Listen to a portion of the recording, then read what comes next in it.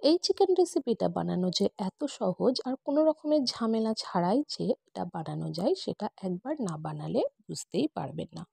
এই চিকেন রেসিপিটা বানানোর জন্য একটু বেশি উপকরণ লাগে কিন্তু খেতে হয় খুবই সুস্বাদু। চলুন তাহলে এই সহজ চিকেন দম রেসিপিটা শুরু করা যাক। তার জন্য একটা কড়াইয়ে আমি 500 গ্রাম চিকেন নিয়ে নিয়েছি। তার মধ্যে আমি দিয়ে দেব 50 গ্রাম টক দই, দিয়ে দেব 1 চা চামচ আদা রসুন বাটা, আর দুটো পেঁয়াজকে আমি বেরেস্তা বানিয়ে রেখেছিলাম সেটা একটু হাতের সাহায্যে গুঁড়ো করে এর মধ্যে দিয়ে দেব।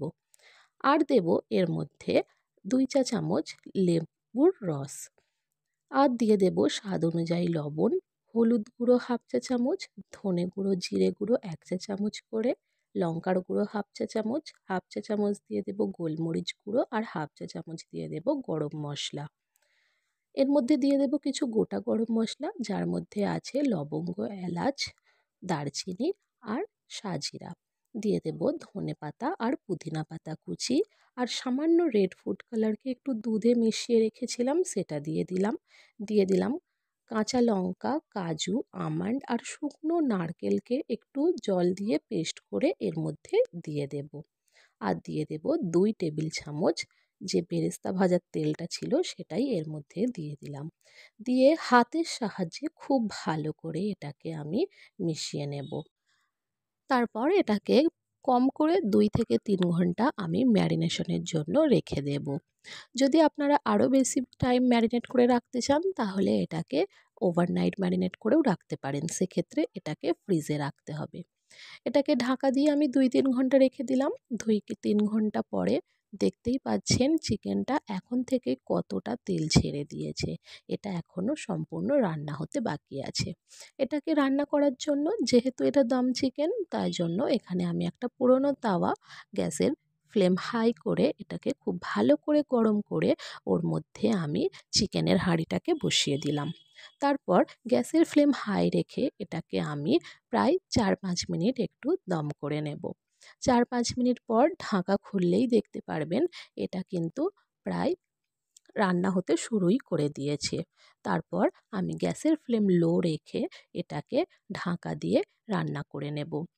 যেহেতু এটা আমি 2-3 ঘন্টা ম্যারিনেট করে রেখেছি তাই জন্য এটা রান্না হতে 40 থেকে 45 মিনিট টাইম নিয়ে নেবে। আর যদি আপনারা এটা ওভারনাইট অথবা আরও বেশি 5-6 ঘন্টা ম্যারিনেট করে রাখেন তাহলে কিন্তু এটা 30 থেকে 35 মিনিটের মধ্যেই রান্না কমপ্লিট হয়ে যাবে।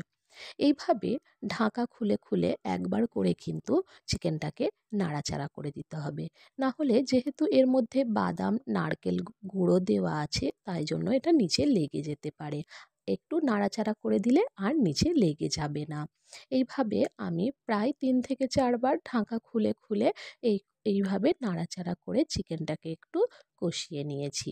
দেখতেই পাচ্ছেন নিচে কিন্তু একটুও লেগে যায়নি, চিকেনটা খুব সুন্দর করে রান্না হয়ে যাচ্ছে, তেলও ছেড়ে দিয়েছে।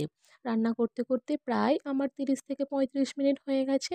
তারপর এর মধ্যে আমি দিয়ে দিলাম কাঁচা লঙ্কা, ধনেপাতা আর পুদিনা পাতা। পুদিনা পাতা না পেলে এটা না দিলেও চলবে, অপশনাল। যদি দেন কিন্তু ফ্লেভারটা খুব ভালো আসবে। প্রায় 40 থেকে 45 মিনিট পর এটা কিন্তু আমাদের একদম সার্ভ করার জন্য রেডি হয়ে গেছে।